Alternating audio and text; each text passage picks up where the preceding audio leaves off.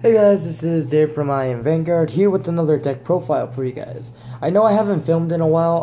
I do have a lot of decks ready. It's just that I haven't been having time to film deck profiles, and got the decks ready, so I'm just gonna go through all these nice, pretty decks. As the title says, this is a Jewel Knight Thingsaver deck, and of course, if you're running a Jewel Knight deck, I think this is the perfect starter to run. It's Dreaming Jewel Knight Tiffany. What she does, put her in the soul and give +3 to 2 Jewel Knights. Honestly, I didn't like her at first, but as much as I keep playing her, I think she was a very good card, especially towards endgame. And then, of course, people try to retire it, but that's fine, because, she's there for 2 reasons. 1, for power up, 2, for soul. So if she does her job, that's fine. If she can't do it, there's other replacements that can do the same job. So I do like Tiffany as a starter. And then, of course, the grade 3 lineups.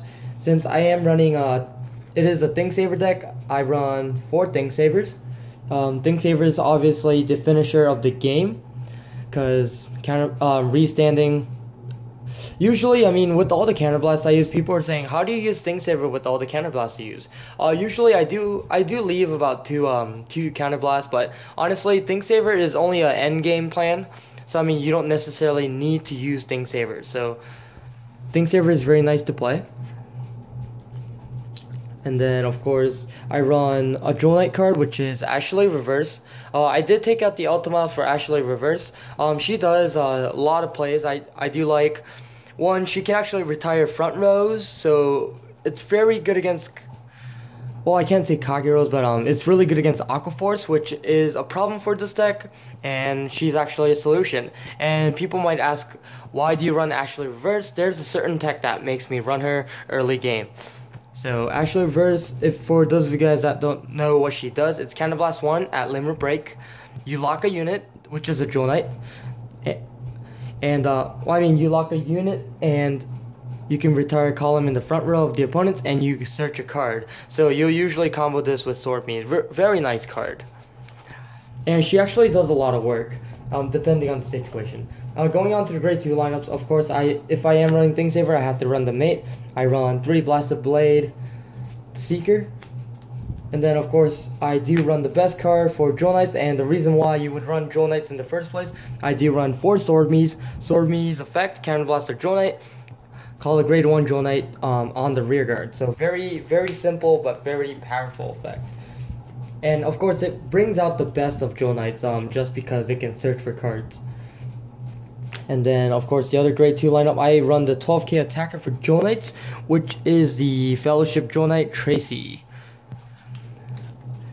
People are saying, I didn't like it at first, but honestly, I think it just helps out max out Jewel Knights in this deck and makes it more consistent. And then, of course, I do run the 4 Unflipper Perfect cards. Most people are saying, why don't you run the Jewel Knight? Of course, it is nice that if it goes to the damage zone, it's a Jewel Knight card so you can activate it. But honestly, it's more important that you unflip damage, and this is the best solution. And then, of course, I run the 4 Stride Enablers because it is Stride format. Very nice card. Laurel Knight just helps out in so many situations. If you don't have 30s, you just discard and Stride. And Striding is the best option that you can have in Stride format. And then, of course, I do run the Limit Break Enabler, Jewel Knight Saber Me. Really nice card. Combos with Ashley Reverse really nicely. So basically, if you have him in the rear guard, Ashley Reverse in the Vanguard, lock, because the fact that you can activate her ability at Limit Break, and when you lock it, you're already activating the effect. So it actually does its job before it gets locked. So very nice card in this deck. And of course, I do run 3 instead of 4. 4, it'll clog up your deck, and you won't have space to fill up other nice cards, such as the 10k attacker, Shelly. Late game push, you'll just bring her to the front if the opponent goes for your rear guards. Just gives you more options. And then, of course, the 1 space for Limit Break Enabler, I do run the new card that came out, Heatwind Jewel Knight, which is very nice when this is called to the rear, and if you have, obviously, 3 more Jewel Knights, activate the effect, rest, and then give +10 to a Jewel Knight. So this is a very good finishing card. especially if you have Ashley Reverse on the field, you can tap this and then lock it and then get another Joe Knight. So I mean, it's a very nice, you can perform very nice combos with this card. And then of course the trigger lineup's pretty simple. It's the same. It's 4 marbles because you want to soul charge for Thing Saver. I do run 8 crits in total, and they're all Joe Knights because you want them in the damage zone. And then of course you run the heal trigger, which is a Joe Knight. And of course I do have to go into my stride deck list, or G zone. I do run 4 Saint Blow. Saint Blow is probably the best card for Royals at the moment.